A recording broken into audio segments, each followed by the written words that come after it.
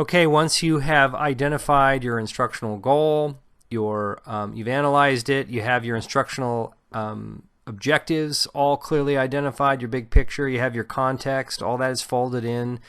You've developed your terminal assessment so you know how you're going to determine or measure that your students have learned everything they need to learn in order to accomplish the goal and that they have accomplished the goal. So you have all that done. Now the next process is to actually design and develop the learning experience itself. So this is where you develop your instructional strategies and all the materials that go with them. And so these are the two middle boxes of the big picture for the course. You have the design phase, development phase, and holy cow, those two did not line up at all. How embarrassing is that for me? Anyway, let's just take a look at this picture though.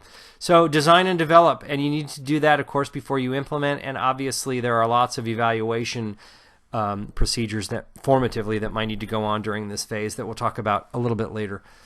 But let's just get right into this. Okay, the course notes and the course text includes a lot of information about specific strategies that are appropriate for different kinds of learning outcomes. Now, the model that I use in the notes is a little bit different than the model used in the Dirksen text, and I use Gagne's model of verbal information, intellectual skills, motor skills, attitudes, and cognitive strategies. So those are the main categories that I use. You might be familiar with other categories like Bloom's taxonomy. That's actually very similar to Gagne, though I think it's way more abstract, and so I don't find it nearly as useful as the Gagne strategies. And in the course text, the author uses a slightly different convention between declarative knowledge and procedural knowledge and that kind of thing. But that's cool. The bottom line is there are different strategy suggestions for different skill types, and you can go through your presentation of instructional objectives and decide, well, what are they? Is that a motor skill? Is that verbal information? Is that part of a rule? And once you do that, then you begin the process of sequencing the objectives and also creating your strategies for them. Now, at a minimum, the strategies will include a basic introduction, a description of some activities, some practice with feedback, and then a review. And what you'll learn in the notes is that the review strategy is different maybe than what you're used to if you're a classroom teacher or you have experience in classroom teaching, because teachers rarely do a real review. And again, you'll have to see the notes to see what I'm talking about there. But let's just take a look at the sample on the screen for our course project. At a minimum, an introduction might include, first of all, establishing or defining the case.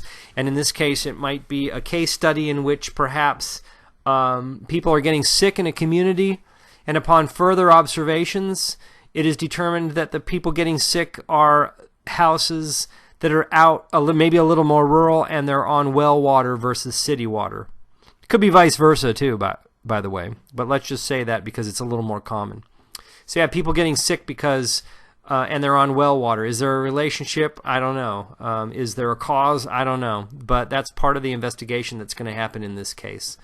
From there, you might present your big picture that you've generated earlier, a graphic representation indicating to your students, okay, here's what you're going to do. You're going to have to analyze water samples, so you're going to have to learn how to use the microscope if you don't know how to use it already. And one of the things that you analyze when you in a water sample are the presence of living organisms. That's super important. It tells you a lot about what's going on.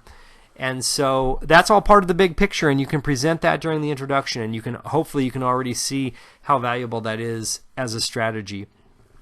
It's also important to communicate the prerequisites going into that particular learning experience. Again, those have been identified in the flowchart already, so it's easy to identify and include in your strategy there.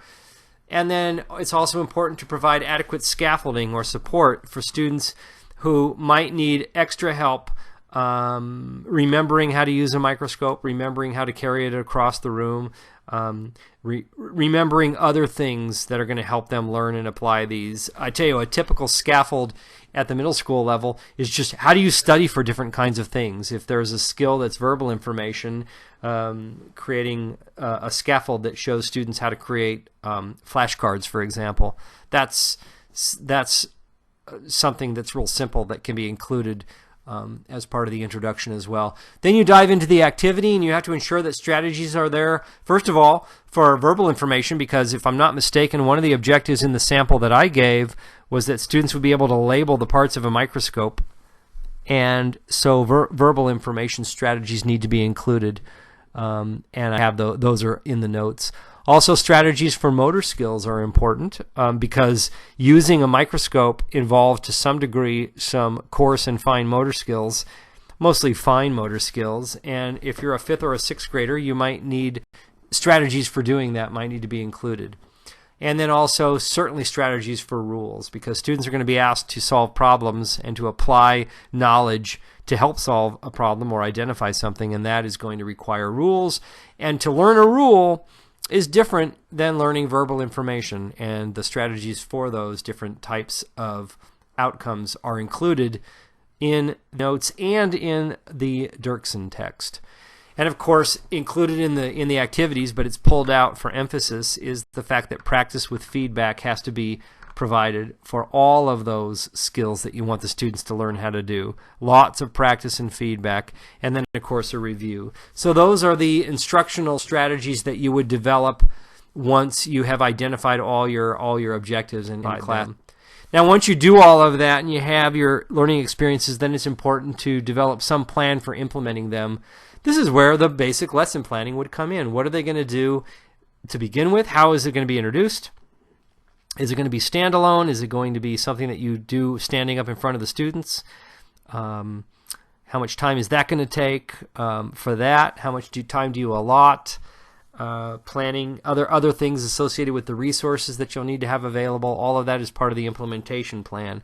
And I don't have a lot of information about that in the notes because for this particular project, you're going to identify basically an implementation plan, but it's going to be very rudimentary and basic. You know, oftentimes when you go to implement something that you've designed, you really don't know how to plan for the implementation until you've actually implemented it. So it's kind of a catch-22 there. But that is definitely the implementation.